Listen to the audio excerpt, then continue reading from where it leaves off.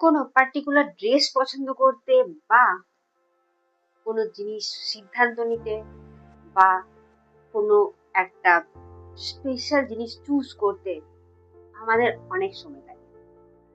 এই সময় লাগার পিছনে একটা কারণ আছে। এই সময়গুলো তখনই লাগে যখন আমরা কনফিউজড হই। আমরা কনফিউজড কখন হয়ে জানো তো? আমরা কনফিউজড তখনই হয়ে যাই যখন কোনো একটা পার্টিকুলার জিনিসকে নিয়ে আমরা অতিরিক্ত চিন্তা করি। হ্যাঁ, ওভার থিঙ্ক করে বলি। আর সেই ওভার থিঙ্কের কারণেই আমরা এই যে ছোট ছোট জিনিসগুলো, সেই ছোট ছোট জিনিসগুলোতে সিদ্ধান্ত নিতে গিয়ে আমরা কনফিউজ হয়ে যাই।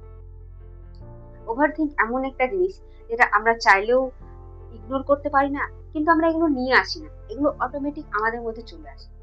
ওভার থিঙ্কে এতটাই পাওয়ার যে সে তোমার মেমোরিকে খালি পেলেই, যখনই সে দেখবে তোমার মেমোরি খালি আছে, তখন কিন্তু সে কোথা থেকে উড়ে এসে জুড়ে বসে পড়ে।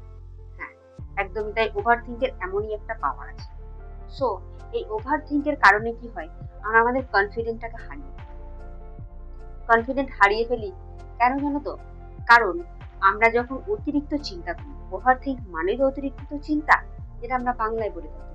তো অতিরিক্ত চিন্তা যদি আমরা করি কোনো একটা ছোট্ট বিষয় নিয়ে বা কোনো একটা বড় বিষয় নিয়ে, অতিরিক্ত চিন্তা মানে সেগুলোই যেগুলো সেই পার্টিকুলার টপিকটার জন্য প্রযোজ্য নয়। যেহেতু সেই পার্টিকুলার টপিকটার জন্য অতিরিক্ত চিন্তা যেগুলো আমরা করে থাকি, যেগুলো প্রযোজ্য নয় চিন্তা করার জন্য, যেগুলো কোনো টপিক নিয়ে চিন্তা করা, সেই জিনিসগুলো যখন আমরা করে থাকি, তখন কি হয়, আমরা যে জিনিসগুলো চিন্তা করা দরকার সেই জিনিসগুলো থেকে ডিস্ট্রাক্ট হয়ে অন্যদিকে চলে যাই। সেই জিনিসগুলো চিন্তা না করে যেহেতু আমরা অন্যদিকে চলে যাই এবং নেগেটিভ পয়েন্টগুলো চিন্তা করে থাকি, সেগুলো চিন্তা করার পর আমরা যেটা করতে চেয়েছিলাম বা যেটা চুজ করতে চেয়েছিলাম, যেটা নিতে চেয়েছিলাম, যেটা স্টার্ট করতে চেয়েছিলাম, সেগুলোর জন্য আমাদের মধ্যে একটা ভয় ক্রিয়েট হয়ে যায়। যেহেতু একটা ভয় চলে আসে, তখন আমরা কি করি, আমাদের কনফিডেন্টটা হারিয়ে যায়। যে একটা সেলফ কনফিডেন্ট থাকে, সেই সেলফ কনফিডেন্টটা আমরা হারিয়ে ফেলি এবং সেই সিদ্ধান্ত নেবার যে কনফিডেন্টটা, সিদ্ধান্ত নেওয়ার যে একটা জায়গা থাকে, সেই জায়গা থেকে আমরা সরে গিয়ে আমরা কনফিডেন্ট লেস হয়ে যাই। আমাদের মধ্যে সেই কনফিডেন্টটা আর থাকে না। যেহেতু ওভার থিঙ্কের নেগেটিভ চিন্তার কারণে আমরা আমাদের কনফিডেন্টটা হারিয়ে ফেলি, তো সেই জন্য অল্পতে কি করি, আমরা কোনো জিনিস করতে গিয়ে গিভ আপ করে ফেলি। হ্যাঁ, গিভ আপ করে ফেলি এই কারণেই। গিভ আপ করে ফেলার অনেকগুলো কারণ আছে। কেন গিভ আপ করে ফেলি জানো? কারণ আমরা আমাদের কনফিডেন্টটা আগেই হারিয়ে ফেলেছি। কনফিডেন্ট কেন হারিয়েছি? ওভার থিঙ্কের জন্য। হ্যাঁ, ওভার থিঙ্কের জন্য কনফিডেন্ট হারিয়েছি, কনফিডেন্ট হারিয়েছি বলে গিভ আপ করছি। এই প্রত্যেকটা জিনিস পর একটার সাথে একটা রিলেট করে আছে। তোমরা নিশ্চয়ই বুঝতে পারছো যে আমি পর পর কথাগুলো কিন্তু বলছি। হ্যাঁ, প্রত্যেকটা জিনিস যেহেতু একটার সাথে একটা রিলেট করে আছে, সো এমনটা নয় যে একটা ছাড়া তুমি আর একটা নিয়ে চলতে পারবে না। প্রত্যেকেই একে অপরের পরিপূরক। একজন ছাড়া আর একজন চলবে না, বা একজন ছাড়া আর একজনকে তুমি নিয়ে চলতে পারবে। সো সবাইকে নিয়ে চলতে হবে, তবে তুমি তোমার গোলটা ফিক্সড করতে পারবে, বা তবে তুমি তোমার ভালো চিন্তাটাকে নিয়ন্ত্রণে রাখতে পারবে এবং খারাপ চিন্তাটাকে দূর রাখতে পারবে। সো গিভ আপ কেন করি জানো? গিভ আপ করি যখন আমরা আমাদের কনফিডেন্টটা হারিয়ে ফেলি। কনফিডেন্ট হারিয়ে ফেলি কেন? যখন আমরা কোনো সিদ্ধান্ত বা নিজেকে কোনো একটা প্রমিস করেছি যে আমি এই ড্রেসটা নেব, বা আমি কোনো একটা ভালো রেস্টুরেন্টে খেতে যাব, বা আমি কোথাও একটা ভালো জায়গায় ঘুরতে যাব, বা আমার কোনো একটা ভালো মানে কি বলবো, স্পেশাল মানুষ আছে যার সাথে আমি সময় কাটাতে চাই। এই যে কথাগুলো যখন আমরা নিজেদেরকে বলি বা নিজের মনে ভাবি, এবং হ্যাঁ হয়তো সেটা আমরা প্রমিস করি না, বাট আমরা যখন এগুলো বলি বা কারোর সাথে দেখা করতে যাব এই প্রমিসটা করি, বা কারোর সাথে সময় কাটাবো এই প্রমিস গুলো করে থাকি, সেগুলো যখন আমরা ফুলফিল করতে পারি না, তখন কিন্তু আমাদের নিজেদের প্রতি নিজের একটা বিরক্ত ভাব চলে আসে। যেহেতু সেই বিরক্ত ভাবটা চলে আসে, সেই কারণেই আমরা নিজেদেরকে, নিজেদের যে কনফিডেন্স সেটা হারিয়ে ফেলি। আর নিজেদের মধ্যে ডাউট চলে আসে, নিজেদেরকেই সন্দেহ করতে শুরু করি। এই যে ব্যাপারটা, নিজেকে যে প্রমিস করেছো সেই প্রমিস গুলো যদি ফুলফিল না করতে পারো, তাহলে অন্যকে কি করে প্রমিস করবে এবং সেগুলো কি করে ফুলফিল করবে? অন্যের প্রমিস ফুলফিল করার আগে নিজেকে যে প্রমিস গুলো করেছো বা নিজেকে যে জিনিসগুলো তুমি দেবে বলেছো সেইগুলো আগে যদি পূরণ করতে না পারো, অন্যেরটা একদমই পারবে না। না, অন্যকে দেওয়া প্রমিস ফুলফিল করতে পারবে না। This is impossible. সো নিজেকে দেওয়া প্রমিসগুলো যখন আমরা ফুলফিল করতে পারি না, তখনই কিন্তু আমরা গিভ আপ করে ফেলি। কোনো কিছু শুরু করতে গিয়ে বা কোনো কিছু নতুন করে স্টার্ট করতে গিয়ে বা কোনো কিছু নতুন করে ভাবনা চিন্তা করতে গিয়ে সেগুলো কিন্তু প্রথমেই আমরা গিভ আপ করে ফেলি।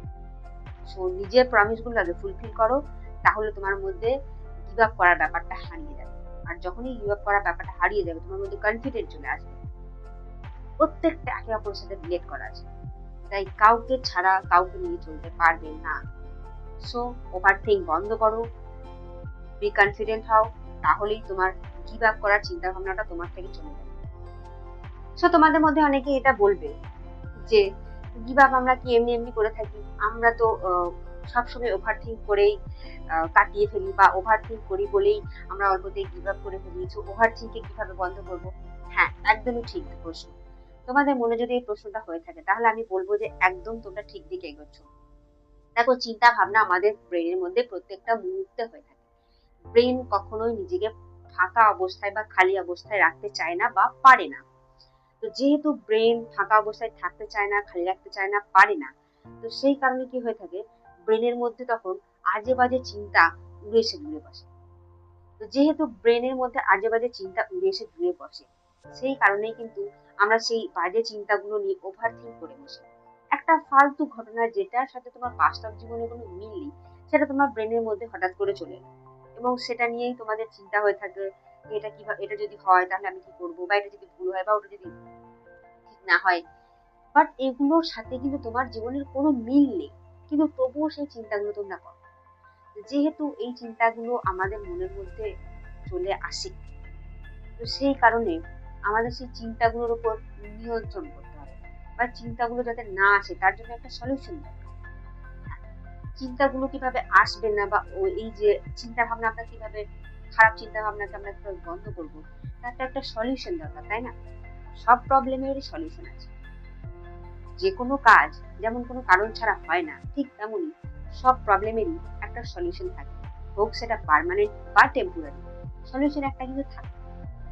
এই যে ওভার থিঙ্কিং করে থাকি, এই ওভার থিঙ্কিং করে থাকার কারণে আমাদের যে স্ট্রেসড হয়, শারীরিক বা মানসিক ভাবে যে আমরা স্ট্রেস অনুভব করি, সেটা থেকে বাঁচার একটা উপায় হলো যে ওভার থিঙ্কিং কিভাবে আমরা বন্ধ করি। বন্ধ করার জন্য যেটা দরকার, তোমার মনের মধ্যে যেটা আছে সেটা কিন্তু সবার সামনে তোমাকে কনফিডেন্স সহকারে প্রকাশ করতে হবে। হোক সেটা ভালো, খারাপ, ভুল, ঠিক সব। তোমার মনে যদি কোনো একটা টপিক নিয়ে মনে হয় যে কোনো খারাপ চিন্তা আসছে, তুমি সেটা সবার সামনে কনফিডেন্টলি বলো।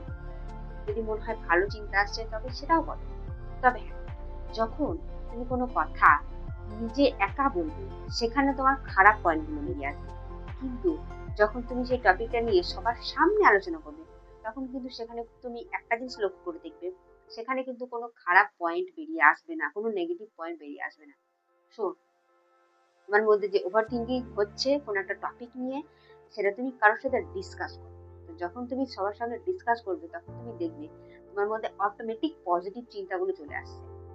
তো সেই পজিটিভ চিন্তাগুলো তখন ক্যাপচার করো, আর নিজেকে কনফিডেন্টলি সবার সামনে প্রকাশ করো। সবার সামনে প্রকাশ করলে ভালোটা প্রকাশিত হয়, আর নিজের মনের মধ্যে চিন্তা করলে খারাপটা চলে আসে।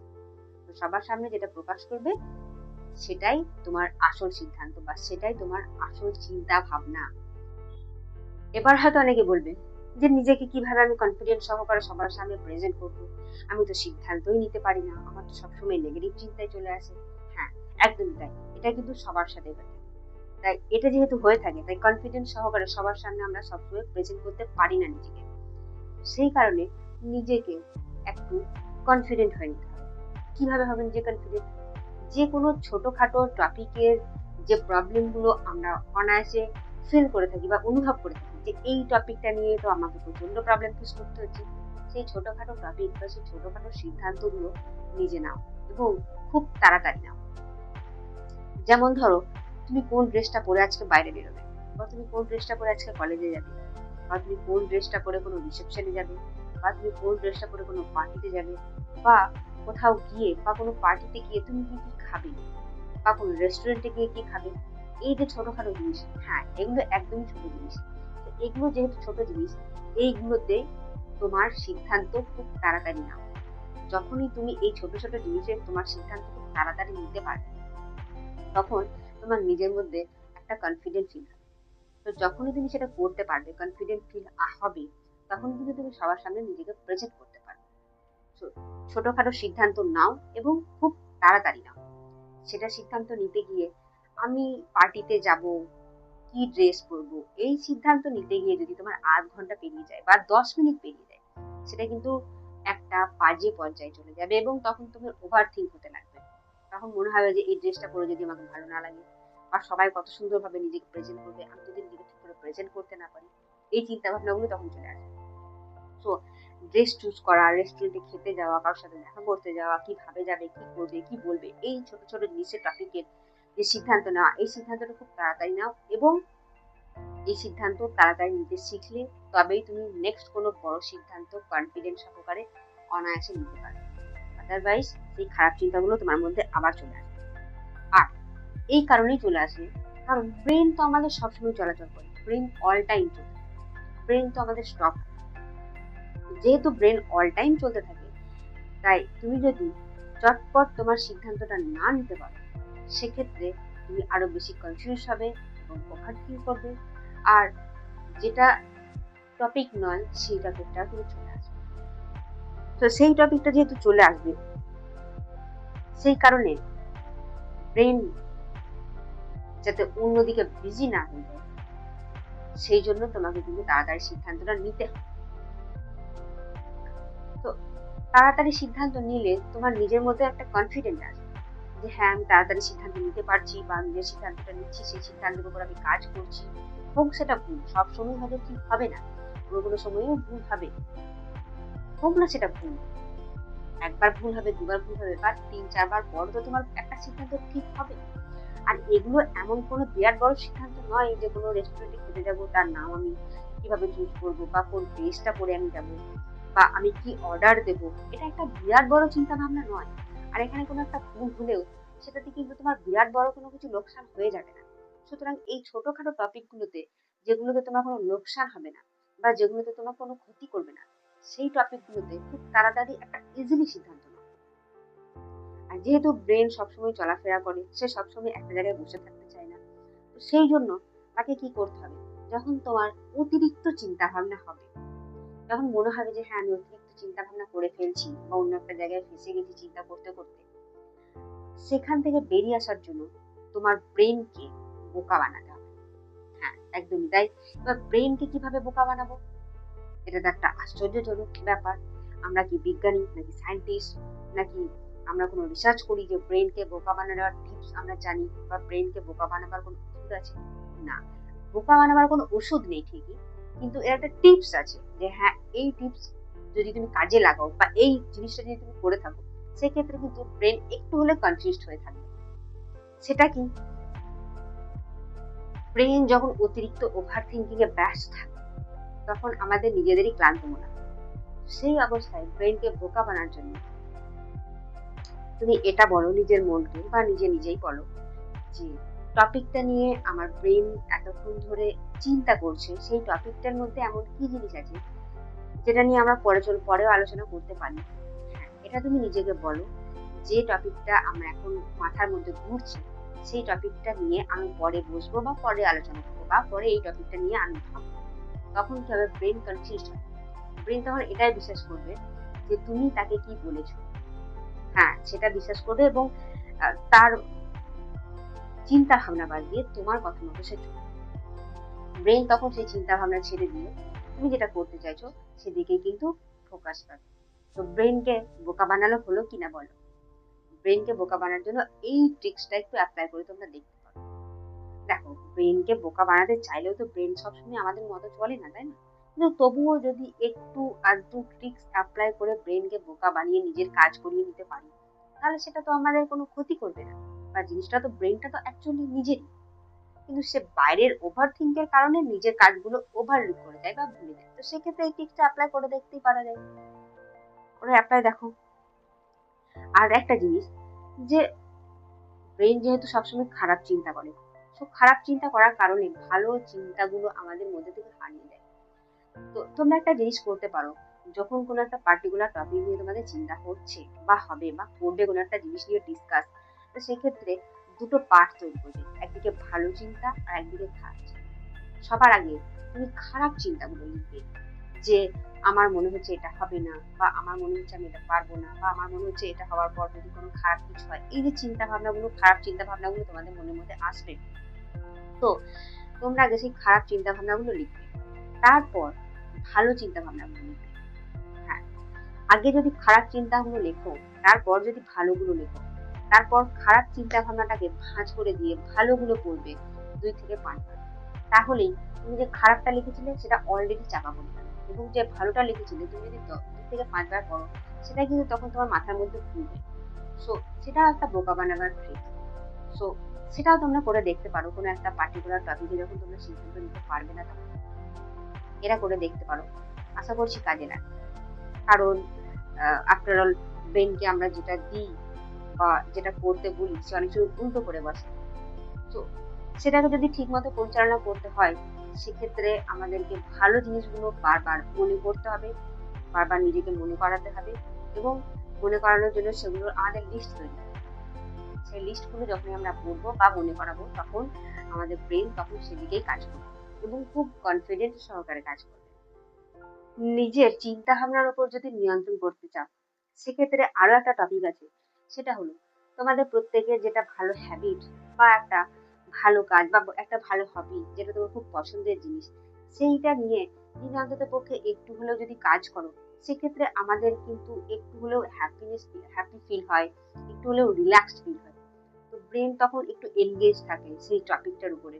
দেখো, দিন শেষে আমরা তো এটাই চাই যে আমরা একটু হ্যাপি থাকি, ওভার থিঙ্ক থেকে কিভাবে আমরা মানে কি নিষ্কৃতি পাবো, সেটাই আমরা চেয়ে থাকি। তো ওভার থিঙ্ক থেকে নিষ্কৃতি পাওয়ার জন্য, বা ব্রেনকে একটু সুস্থ রাখার জন্য, বা ব্রেনকে একটু ভালো টপিকের প্রতি এনগেজ করার জন্য, তোমরা যদি তোমাদের হবি বা তোমাদের একটা ভালো হ্যাবিট বা যেটা তোমাদের পছন্দ বা যেটা তোমার করতে ভালো লাগে, সেরকম কোনো একটা টপিক নিয়ে দিনে যদি 8 ঘন্টা বা 1 ঘন্টা নাড়াচাড়া করো, বা দিনে যদি 10 মিনিটও কোনো একটা টপিক নিয়ে, একটা সম্পূর্ণ ডিফারেন্ট টপিক যেটা তোমার ভালো লাগে, সেটা যদি তার পিছনে দাও, কাজ করো, সময় দাও, সেক্ষেত্রে তোমার ব্রেন একটু স্পেস পাবে এবং একটা ভালো কাজের প্রতি ফোকাস করতে পারবে। তারপর তুমি যেটা করতে চাইছো বা যে সিদ্ধান্তটা নিতে চাইছো, সেই সিদ্ধান্তটা যদি তুমি নিতে চাও, সেক্ষেত্রে কিন্তু তুমি ভালো করে ফোকাস করতে পারবে।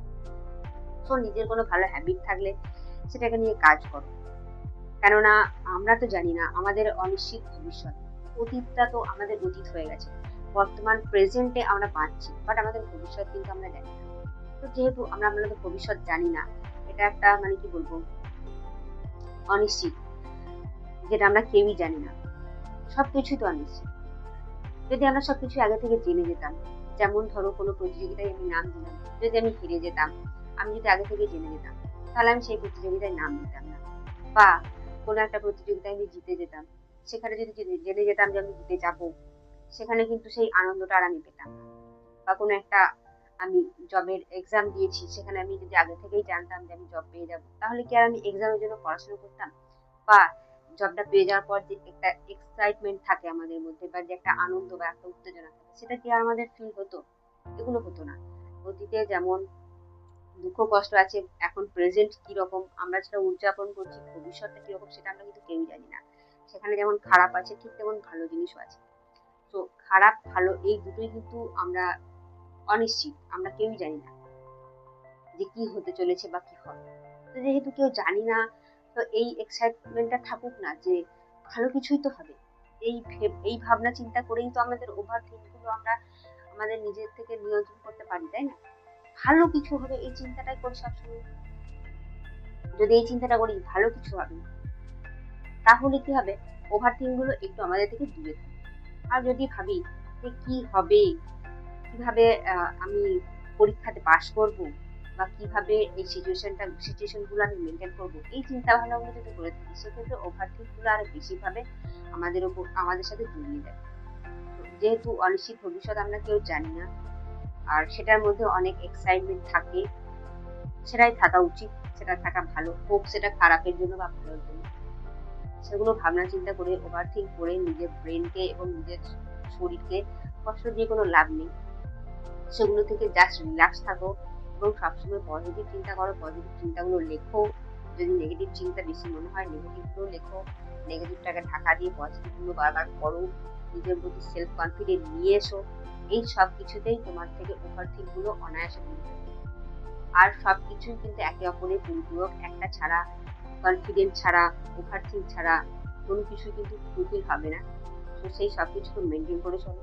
আর নিজের সিদ্ধান্ত কুইকলি নেবার চেষ্টা করো। অল্প সিদ্ধান্ত থেকে বড় সিদ্ধান্ততে পৌঁছাতে পারবে, আদারওয়াইজ পারবে না। So be confident and be happy. দেখা হচ্ছে পরবর্তী ভিডিওতে। সবাই ভালো থাকবে, সুস্থ থাকবে। জয় হিন্দ।